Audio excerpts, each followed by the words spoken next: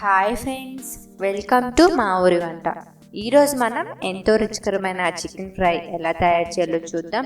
నేను చెప్పినట్లు ఒక్కసారి ట్రై చేయండి. మీకు ఎలా వచ్చిందో మాకు కామెంట్ చేయండి. అందరూ ఫుడ్ కలర్స్ వేసి చేస్తూ ఉంటారు, బట్ అవేమి లేకుండా హోమ్ మేడ్ చికెన్ ఫ్రైని ఈరోజు మనం చేద్దాం.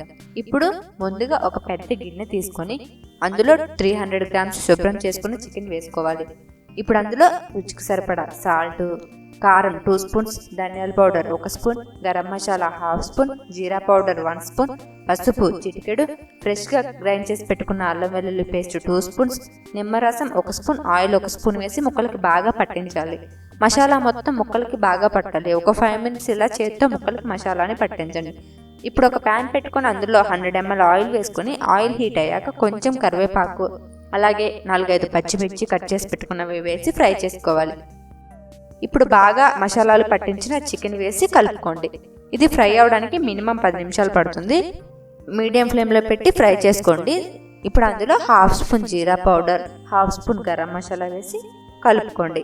ఇలా లాస్ట్లో మసాలా వేయడం వల్ల చాలా టేస్టీగా అండ్ అలాగే చాలా స్పైసీగా ఉంటుంది చికెన్ ఫ్రై.